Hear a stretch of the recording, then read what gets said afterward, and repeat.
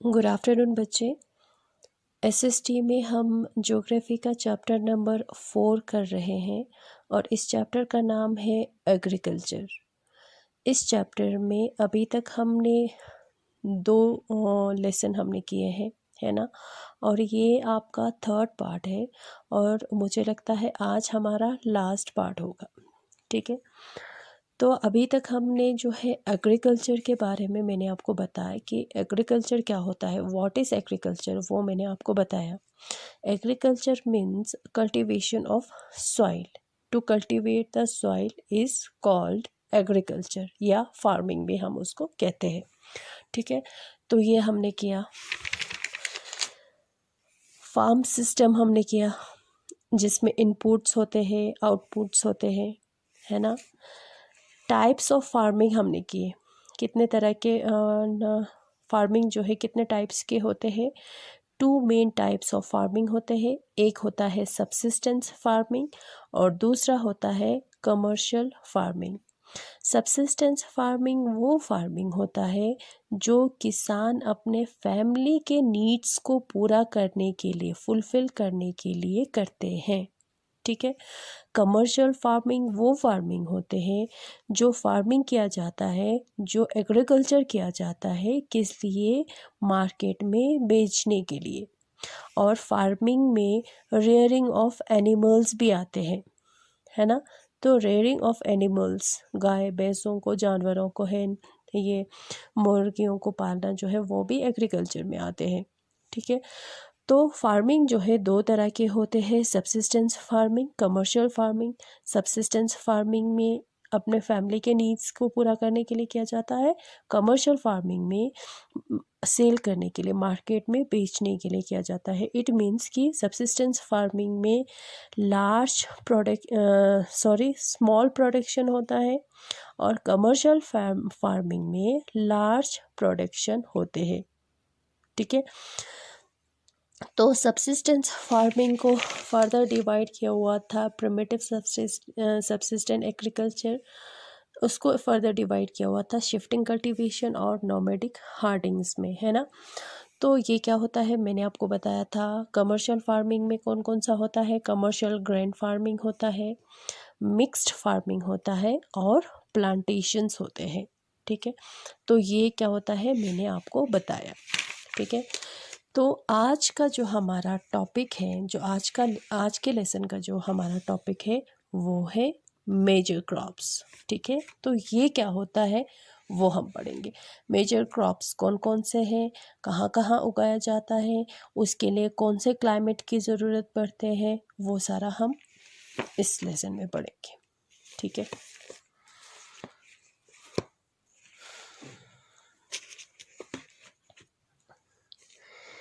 Major food crops are, सबसे पहले major food crops कौन कौन से होते हैं। वीट होते हैं, राइस होते हैं, मेज होते हैं और मिलेट्स जो होते हैं, ये सारे हो गया ग्रेन्स जिसको सेरेल्स भी कहते हैं। जूट और कॉटन, ये हो गया फाइबर क्रॉप जिससे कपड़े निकाला जाता है, ठीक है। टी एंड कॉफ़ी हो गया बेवरेज क्रॉप जो एज ए ड्रिंकिंग के लिए, एज ए ड्रिंक जो है यूज़ करते हैं, ठीक है। ये सारे क्या है मेजर क्रॉप्स है जिसका प्रोडक्शन जो है, उत्पादन जो है लार्ज स्केल पे किया जाता है, वो होता है मेजर क्रॉप्स, ठीक है। जिन फसलों का उत्पादन लार्ज स्केल पे ज़्यादा तादाद में किया जाता है उसको मेजर क्रॉप्स कहते हैं, ठीक है। मेजर क्रॉप्स कौन कौन से हैं, वीट है, राइस है, मेज़ है, मिलेट्स है, जूट है, कॉटन है, टी है, कॉफ़ी है, ठीक है। और ये जो क्रॉप्स जो है, कुछ क्रॉप्स जो है सप्लाई होता है एज अ रॉ मटेरियल, जो कुछ इंडस्ट्रीज़ होते हैं जो एग्रो बेस्ड है, जो एग्रीकल्चर बेस्ड इंडस्ट्रीज़ होता है, वहाँ पे रॉ मटेरियल जो है सप्लाई होता है। फॉर एग्ज़ाम्पल रॉ मटेरियल क्या होता है, जैसे कि यहाँ पे एक फैक्ट्री है, ठीक है, बड़ा सा फैक्ट्री है, ठीक है। और इस फैक्ट्री में क्या बनाया जाता है, ब्रेड बनाया जाता है या बिस्किट बनाया जाता है, ठीक है। अब ब्रेड और बिस्किट बनाने के लिए ये किससे बनाया जाता है? आटे से बनाया जाता है। आटा कौन से क्रॉप से मिलते हैं? वीट से मिलते हैं, है ना। तो वीट जो है इस इंडस्ट्री के लिए रॉ मटेरियल हो गया। समझ में आया? तो मैं एक और एग्जांपल देती हूँ, जैसे कि जो आपका यूनिफॉर्म है, आपका शर्ट है, ठीक है, ये बड़ा सा फैक्ट्री है और इस फैक्ट्री में वैसे शर्ट बनाया जाता है, ठीक है, जो आप पहनते हो। तो ये शर्ट जो है किससे बनाते हैं? हाँ, कॉटन से बनाते हैं, है ना। तो कॉटन जो है इस फैक्ट्री के लिए रॉ मटेरियल है, ठीक है। तो ऐसे बहुत सारे ऐसे क्रॉप्स हैं ऐसे जो कहीं इंडस्ट्रीज़ में, बहुत सारे इंडस्ट्रीज़ में एज रॉ मटेरियल भी वहाँ से सप्लाई होते हैं। समझ में आया? ये है। तो ये मेजर क्रॉप्स जो है ये सारे, उन सब के बारे में हम पढ़ेंगे कि उसके लिए कैसा टेम्परेचर चाहिए, वो कहाँ पे उगाया जाता है, कौन से जगह पे उगाया जाता है, वो हम पढ़ेंगे। सबसे पहले राइस यानी कि चावल।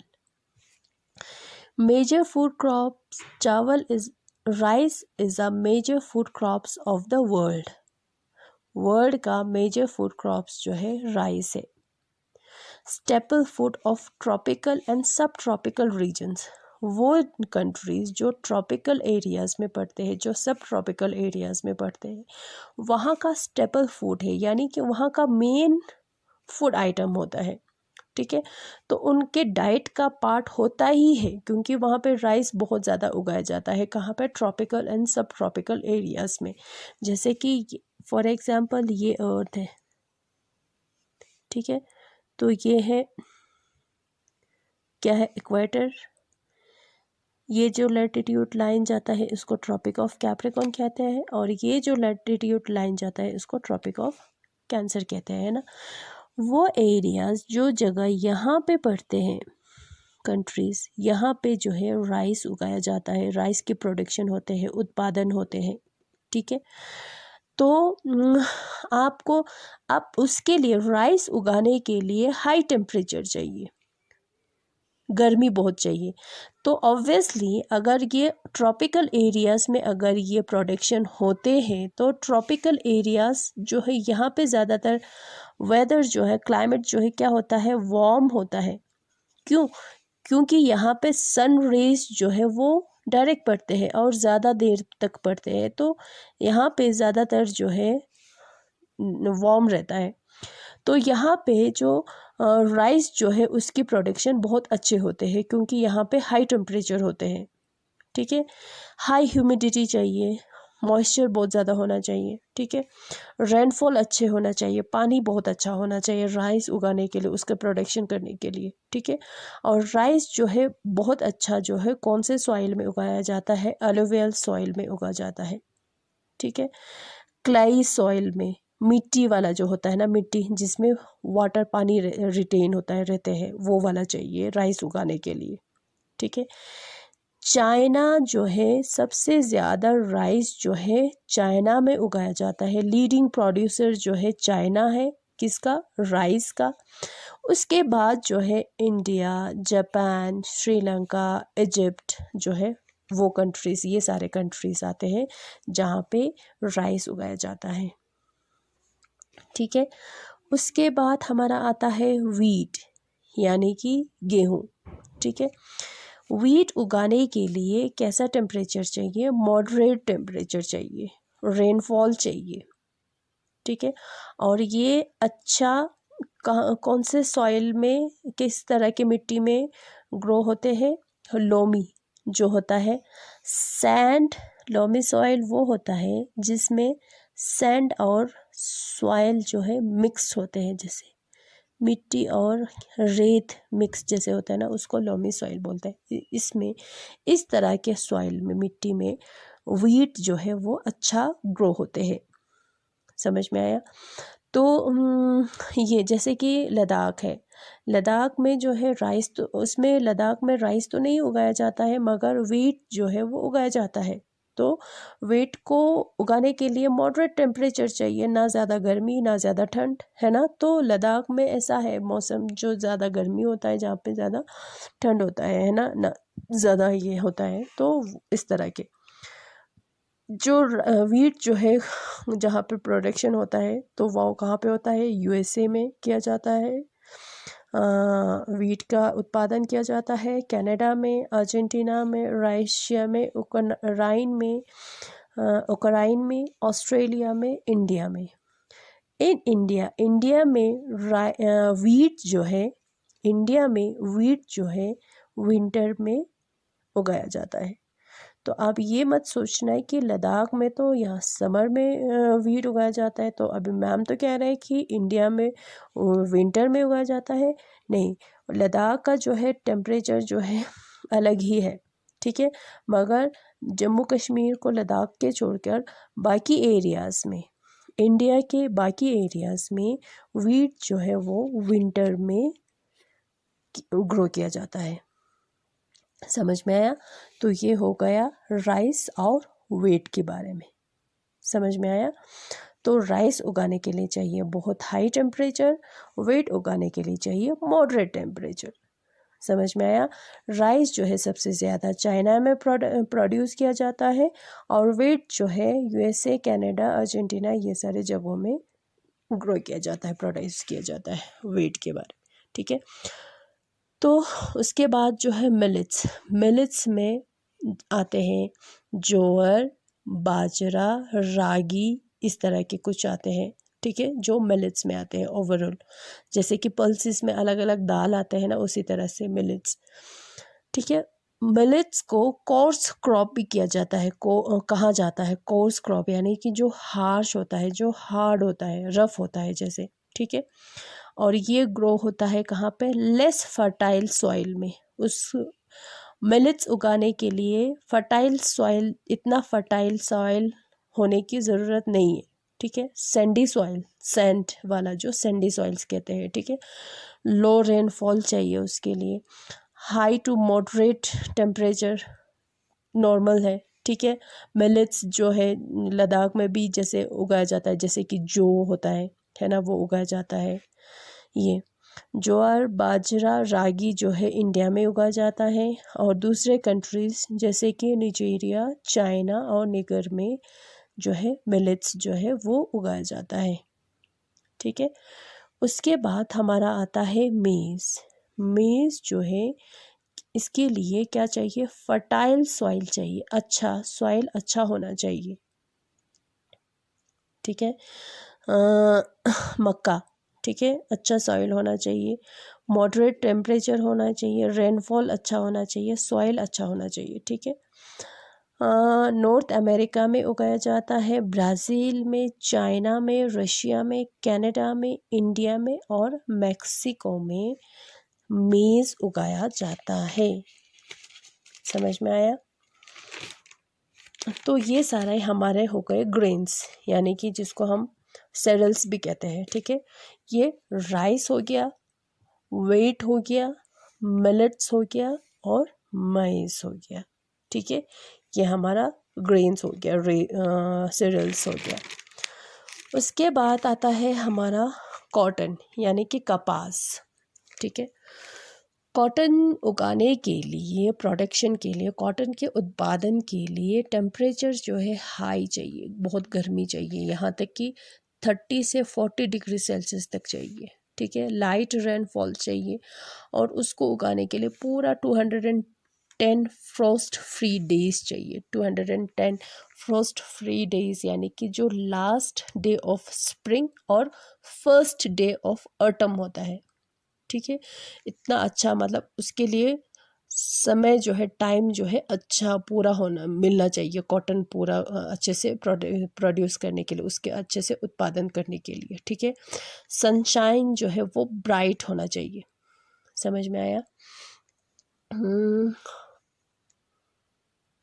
It grow best in black and alluvial soil. Cotton के उत्पादन जो है ब्लैक और ऑलिवियल सॉइल में बहुत अच्छे उत्पादन होते हैं, China, USA, India, Pakistan, Brazil, Egypt जो है ये कॉटन का लीडिंग प्रोड्यूसर है यहाँ, यानी कि सबसे ज़्यादा प्रोड्यूस जो है इन कंट्रीज़ में किया जाता है। क्या? कपास यानी कि कॉटन। ठीक है।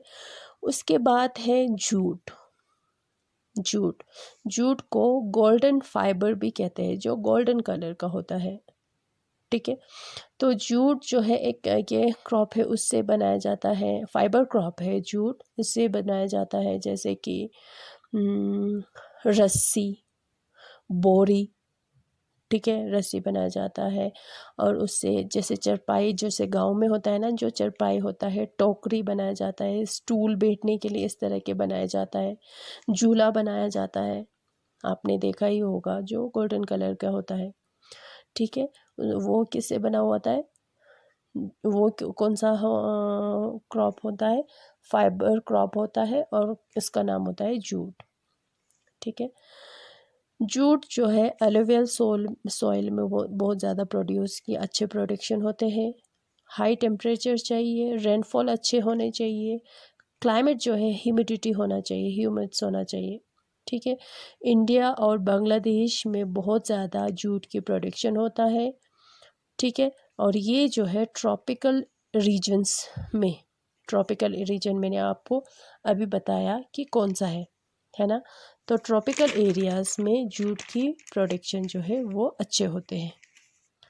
समझ में आया? अब ये दोनों हो गया फाइबर क्रॉप, जिससे कपड़ा बनाया जाता है। ठीक है, रॉप बनाया जाता है, रस्सी बनाया जाता है। जो बोरी होता है, ये जूट से जो राशन आता है, जिसमें चावल आते हैं, आटा आता है, आपने देखा ही होगा, वो जूट से बना हुआ होता है। ठीक है। अब आता है उसके बाद बेवरेज दो, एक है कॉफ़ी और एक है टी। ठीक है। जिससे हम एज अ ड्रिंक यूज़ करते हैं, पीने के लिए यूज़ करते हैं। कौन सा? कॉफ़ी और टी, उसको बेवरेज बोलते हैं। ठीक है। बेवरेज में पानी इंक्लूड नहीं होगा। समझ में आया? अब कॉफ़ी उगाने के लिए क्या चाहिए? वार्म क्लाइमेट होना चाहिए, गर्म। ठीक है। वेट होना चाहिए, नमी वाला, मॉइस्चर होना चाहिए। हिल स्लोप्स जो है वो अच्छा होता है, सूटेबल होता है कॉफ़ी उगाने के लिए। जैसे कि हिल्स हो गया, ये छोटे छोटे जैसे पहाड़ हो गया, तो ये उसका स्लोप्स हो गया। इन एरियाज़ में जो है कॉफ़ी उगाया जाता है यहाँ पे, इस तरह से। समझ में आया? ब्राज़ील में सबसे ज़्यादा कॉफ़ी की प्रोडक्शन जो है ब्राज़ील में होता है, सबसे ज़्यादा। ब्राज़ील जो है as a leading producer of coffee. ठीक है। उसके बाद कोलंबिया, इंडिया में भी कॉफ़ी की प्रोडक्शन होते हैं, अच्छे उत्पादन होते हैं। ठीक है। उसके बाद हमारा लास्ट आता है टी, यानी कि चाय। चाय किससे बनते हैं? चाय पत्ती से। ठीक है। वो चाय पत्ती जो है वो क्या है? एक क्रॉप है, जो क्या है? बेवरेज क्रॉप है। ठीक है।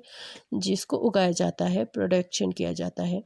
तो उसको प्रोड्यूस करने के लिए, चाय की प्रोडक्शन के लिए, उगाने के लिए क्या चाहिए? क्लाइमेट जो है कूल चाहिए।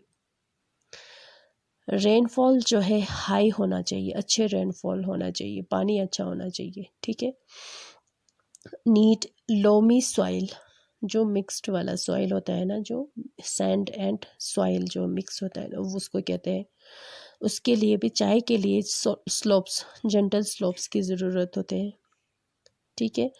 लार्ज नंबर ऑफ लेबर्स, उसको उगाने के लिए, प्रोडक्शन करने के लिए, हार्वेस्टिंग आप कह सकते हो, उसके लिए लार्ज नंबर ऑफ लेबर्स चाहिए, क्योंकि एक एक पत्ते को इस तरह से वहाँ से निकालना होता है, उखाड़ना होता है। आपने देखा होगा, टीवी में देखा होगा, या गाने, टीवी में जो गाना आता है उसमें देखा होगा, देखते होंगे कि जो औरतें जो है, लेडीज़ लोग जो है, पीछे बैक साइड पे इस तरह से टोकरी उठाए, लंबा सा टोकरी उठाए, और चाय के बागानों से इस तरह से एक एक करके उसमें से चाय के लीव्स जो है वो डालते हैं, है ना। तो इस तरह से केनिया, इंडिया, चाइना, श्रीलंका जो है, इन कंट्रीज़ में अच्छे क्वालिटी की चाय के प्रोडक्शन होते हैं, अच्छे क्वालिटी की चाय का उत्पादन होते हैं। कहाँ पे? केनिया में, इंडिया में, चाइना में और श्रीलंका में। समझ में आया? तो ये हो गए बेवरेज के बारे में। कौन सा है? कॉफ़ी और टी। समझ में आया? तो ये हमारा मेजर क्रॉप्स के बारे में सारा हो गया है ना। मेजर क्रॉप्स कौन कौन से हैं? राइस है, वीट है, मिलेट्स है, मेज है, कॉटन है, जूट है, कॉफ़ी है और टी है। ठीक है, तो ये सारे क्या है? मेजर क्रॉप्स है। और उसको उगाने के लिए कौन कौन से क्लाइमेट चाहिए, कैसा वेदर चाहिए, वो मैंने आपको बताया। ठीक है, now next is our agricultural development. ठीक है, next topic is agricultural development. इसमें ज़्यादा नहीं है, बस एग्रीकल्चर डेवलपमेंट जो है वो होता है an efforts made to increase farm production उत्पादन को इंक्रीज करने के लिए, उसको बढ़ाने के लिए जो हम प्रयास करते हैं ना, उसको एग्रीकल्चरल डेवलपमेंट कहते हैं। ठीक है, एग्रीकल्चरल डेवलपमेंट वो होता है जो प्रोडक्शन इंक्रीज करने के लिए जो हम करते हैं, जो हम काम करते हैं, जो हम प्रयास करते हैं, उसको एग्रीकल्चरल डेवलपमेंट कहते हैं। तो इंक्रीज़ करने की ज़रूरत क्यों है? क्योंकि पॉपुलेशन जो है वो इंक्रीज़ हो रहा है। तो पॉपुलेशन अगर इंक्रीज़ होगा तो डिमांड भी इंक्रीज़ होगा। तो इंक्रीजिंग डिमांड को पूरा करने के लिए एग्रीकल्चर को डेवलप करना ज़रूरी है ना। उसको इंक्रीज़ करना, प्रोडक्शन को इंक्रीज़ करना बहुत ज़रूरी है। आप एग्रीकल्चरल डेवलपमेंट या एग्रीकल्चरल जो इंक्रीज़ जो है वो किस तरह से होगा, किस तरह से? ठीक है, तो उसके लिए क्या होगा क्या करना चाहिए हमें? सबसे पहले जो है इंक्रीज क्रॉप्ड एरिया। अपना जो हम खेती बाड़ी करते हैं वो एरिया जो है उसको इंक्रीज करो। जैसे कि अगर हम इतने जगह पे, अगर एग्जाम्पल अगर हम इतनी जगह पे हम ये खेती बाड़ी कर रहे हैं तो उसको थोड़ा सा बढ़ा के इतना कर लो, उससे भी इतना कर लो, तो ये इंक्रीज होगा और ऑटोमेटिकली जो है प्रोडक्शन जो है वो इंक्रीज होगा। ठीक है, उसके बाद number of crops grown increase करना चाहिए। क्रॉप्स अगर हम इस यहाँ अगर हम राइस उगा रहे हैं तो नेक्स्ट ईयर वीट भी उगा लो, मिलेट्स भी उगा लो। ठीक है, इरिगेशन फैसिलिटीज़ को इंक्रीज़ करना, उसको अच्छा करना बहुत ज़रूरी होता है। चाहे उसमें पानी हो या चाहे जो भी आता है खेती बाड़ी करने के लिए, जो भी फैसिलिटीज़ चाहिए ना, उसको इम्प्रूव करना चाहिए। ठीक है, अच्छे फर्टिलाइज़र्स यानी कि अच्छे क्वालिटी का खाद यूज़ करना चाहिए। ठीक है, और अच्छे क्वालिटी का सीड्स, बीज यूज़ करना चाहिए। उससे क्या होगा? एग्रीकल्चरल प्रोडक्शन जो है वो इंक्रीज होगा, अच्छा होगा, डेवलप होगा। समझ में आया? मशीन्स जो है वो डिफरेंट तरह के मशीन्स जो है वो अच्छे करना, क्वालिटी के करना चाहिए। ठीक है, तो एग्रीकल्चर जो है डेवलप हो रहा है आजकल। वर्ल्ड के हर पार्ट में एग्रीकल्चर को बहुत ज़्यादा डेवलप कर रहे हैं।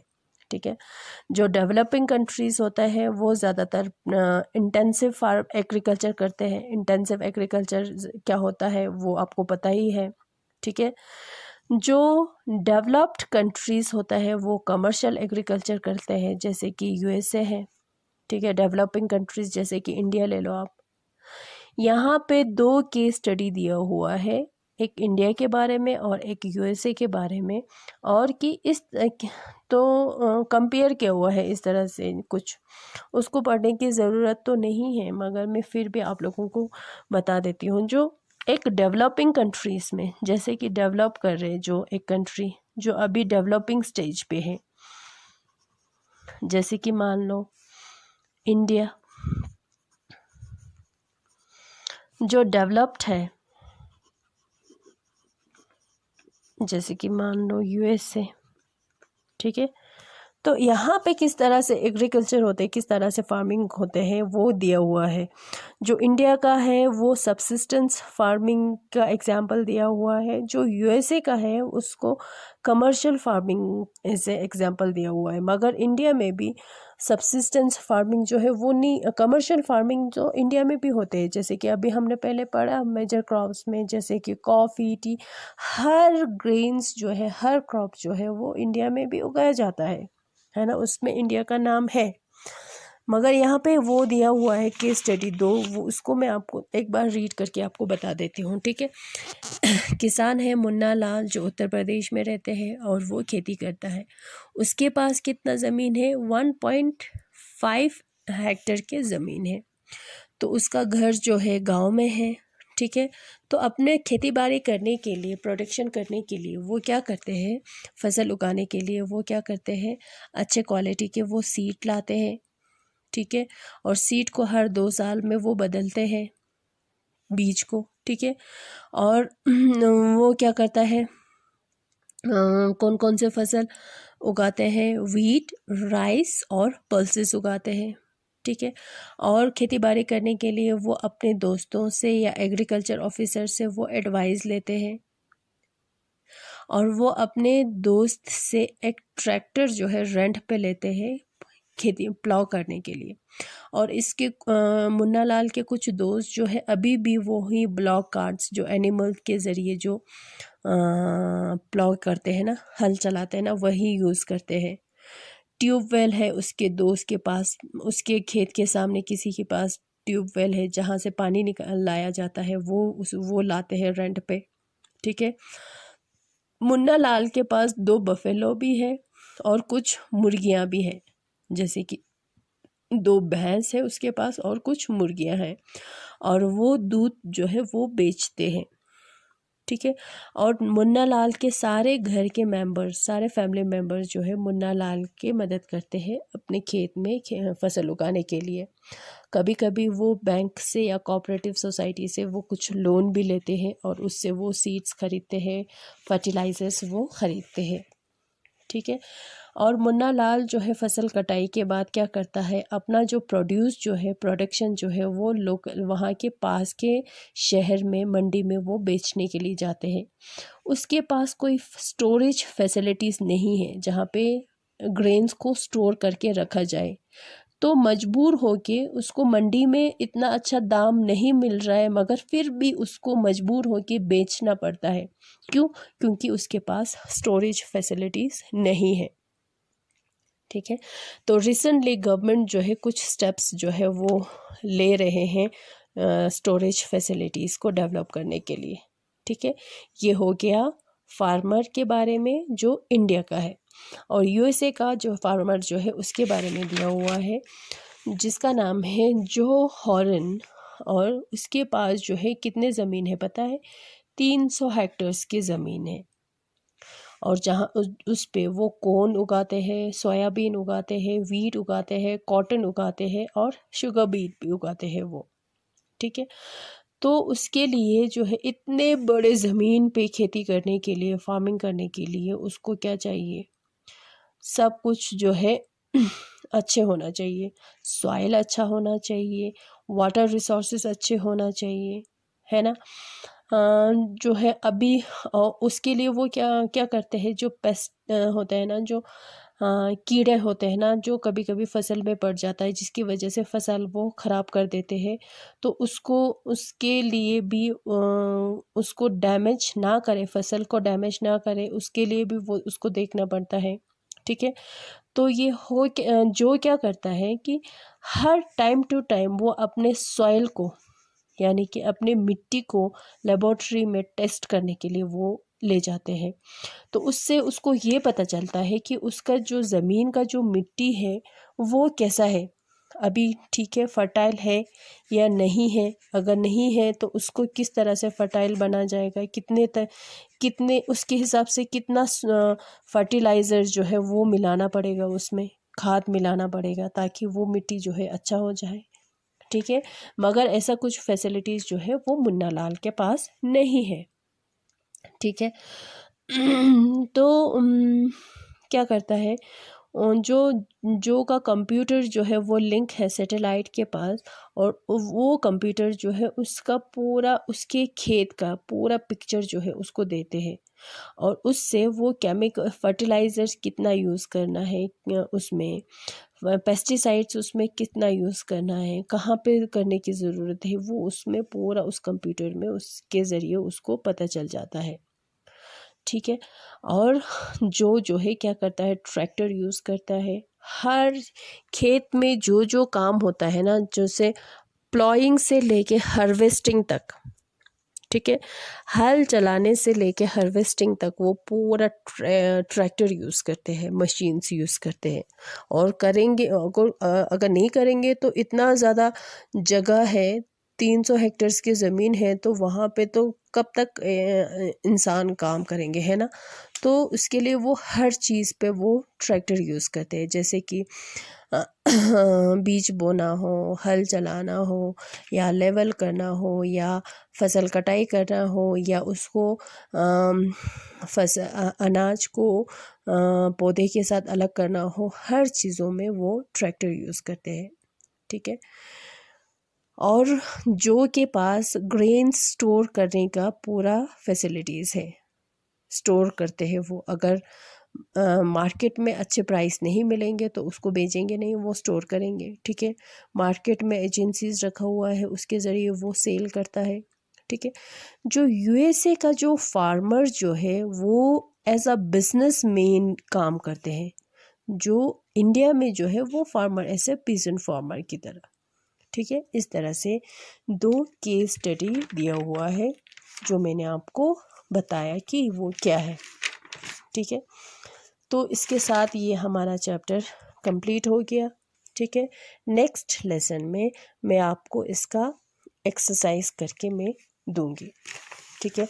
तो अभी जो है मेजर क्रॉप्स जो है कौन कौन से हैं, उसको उगाने के लिए क्या चाहिए, कौन सा वेदर जो है वो सूट करता है, कौन से जगह पे, कौन से कंट्री में कौन सा फसल, कौन सा क्रॉप प्रोडक्शन होते हैं, वो ज़रूरी है।